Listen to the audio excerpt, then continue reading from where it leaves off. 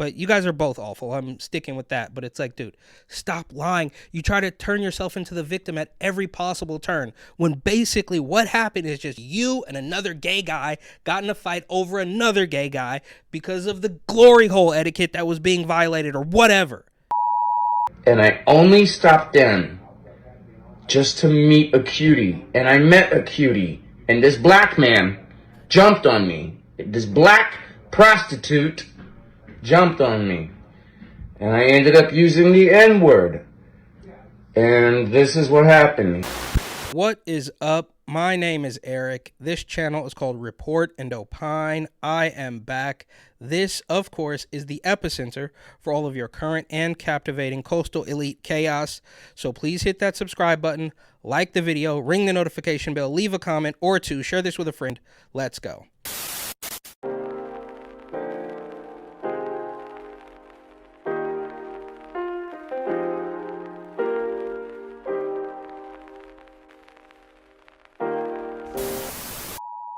So this is a deep cut. It's not going to make national news or even regional news, and it shouldn't, because it basically just boils down to two gay guys getting in a fight.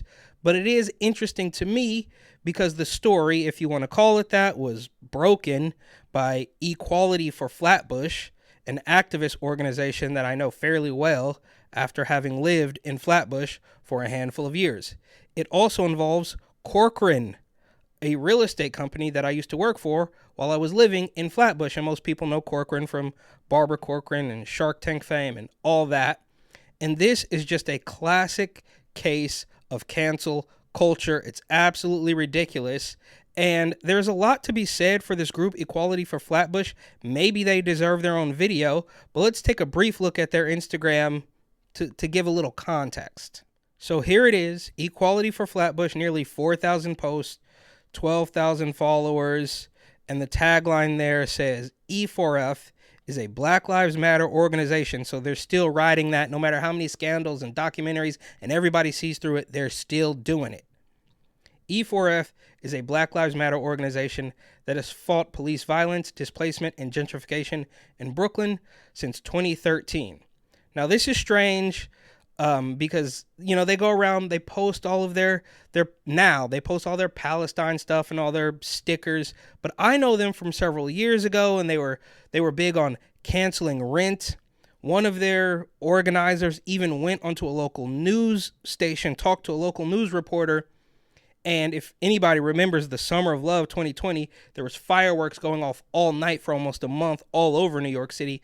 And one of these organizers told, and I looked for this report, I could not find it for hours because I don't remember the station, but different story.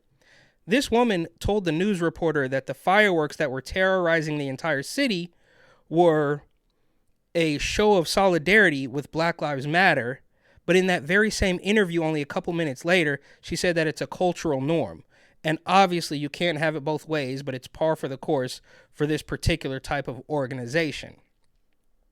They also go around like harassing landlords, say if a transformer can't pay rent. There was some weird story from a couple years ago as well, where somebody refused to pay rent, said they couldn't do it because they were discriminated against, transformer, whatever, LGBTQCIA, BBQ plus nonsense. And they swarm this landlord and spam him and just, it's a real show of force, par for the course. And let's take a look at some of the posts. So they're posting all day. Looks like they got a repost or they reposted a post from Colin Kaepernick's organization. Officer Nathan Woodyard acquitted in Elijah McClain. Yeah, it's all nonstop race baiting stuff. And recently they posted a video of this gentleman, Joey Sanchez. Apparently he used to work for Corcoran. And they say, trigger warning, an action alert against anti-black racist bigot Joey Sanchez. This racist bigot attacked a black gay man by ripping out his hair and using the N-word repeatedly. This is a horrific video of Joey Sanchez publicly admitting to the assault and glorifying the use of the N-word. Kiki Black is the courageous community member who survived the vicious racist attack. Please send him love. We demand that 1, the Corcoran Group fired Joey Sanchez immediately. And 2, given that the survivor is pressing charges that the NYPD classifies this assault as an anti-black, racist hate crime, racial motivated hate crimes are on the rise in New York City. Enough is enough. Is that right? This is also weird because Equality for Flatbush, again, and they may really deserve their own video because it runs deep. But if you go to Flatbush, that island vibe, Caribbean vibe, jerk chicken, that's like the one thing I really miss about New York is the jerk chicken in Flatbush. I'm not joking. I never had it before that. I think about it all the time. It's delicious. But I think if these activists were to go door to door or set up a tent and table and talk to people in Flatbush, Brooklyn, they're not going to be on board with all of your LGBTQ stuff. They're not going to be on board with all your Palestinian stuff. They're just working class Jamaicans who want to get to and from work and pay the bills, right? But that aside, they post a video of Joey Sanchez, who is still public. His account hasn't gone private. I don't think he's posted in a while, but that doesn't really matter. Maybe this clip is from TikTok. Maybe he posted it and then deleted it. I don't really know. But again, it doesn't really matter. Equality for Flatbush post the video of him, this man, with a black eye, and let you know that he is by no means the victim of anything. This is all because he is a racist. Hi. Happy birthday to me. Today is my birthday. Last night I got into a terrible fight. It was a beautiful day.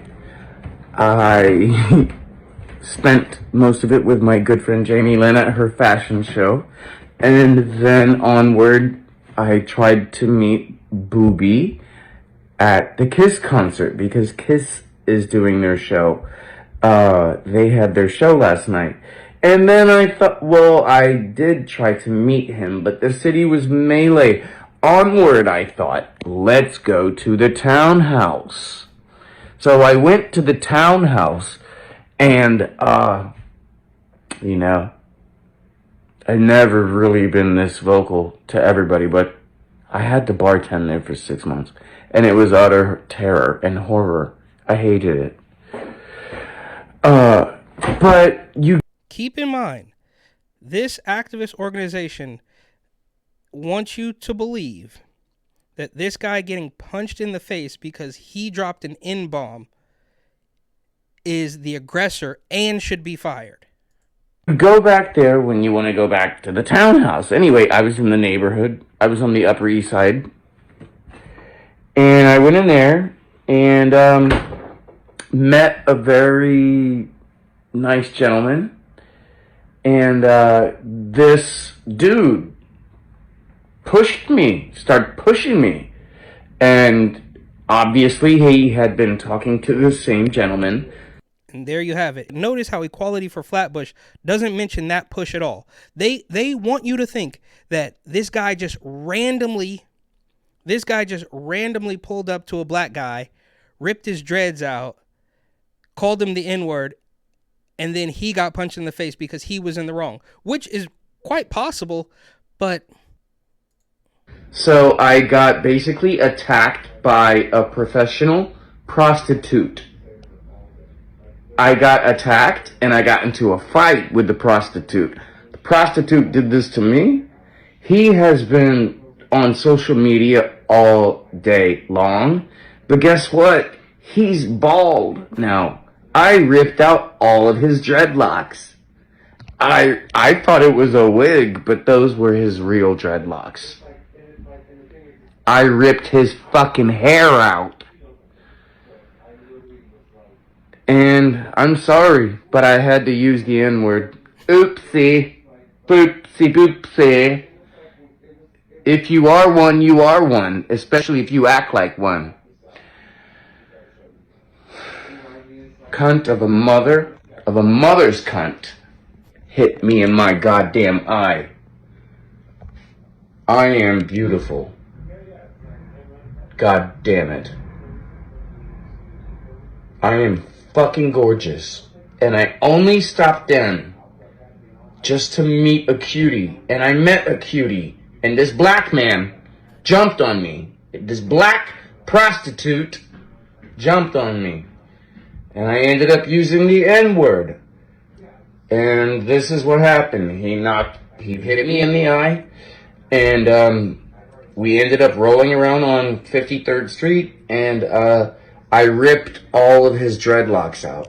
Like, I actually thought those were weaves. That was his real hair. I ripped out his real hair. So, homeboy is bald now. So he's got a little bit of a Joker vibe at the end there, and he doesn't really seem like a pleasant guy, but it's kind of based, right? Like, look, call me whatever you want to call me, but when you see what this other guy has going, you kind of got to believe that he was just sort of trying to hit on another guy when the guy that ended up punching him tried to maybe talk to that same guy. So it's just kind of funny, right? It's like the old Family Guy meme. Kids, you're both just awful. But it's just hilarious that Equality for Flatbush is like a gargoyle perched on a ledge looking for anything to call racism. And it gets worse or better. I don't know. I guess depends on how you look at it. So this is a repost of the Corcoran apology. Corcoran has since deleted the post, but they made two. An Equality for Flatbush posted one, and Kiki Black, the man who punched the guy himself, posted it as well, and they are celebrating the firing. But Corcoran says, again, before they deleted it, Corcoran stands united in rejecting racism in all forms. Okay, sure. The obscene behavior of a former independent sales agent this past weekend goes against values we have held dear for more than 50 years. This individual is no longer associated with our firm. And then the Corcoran logo there. But again, that's their image. They have since deleted the post, but this is from Equality for Flatbush reposting the groveling apology, and they say, "Congrats to Kiki Black for having the courage to launch an online campaign after surviving a brutal anti-black racist physical and emotional assault."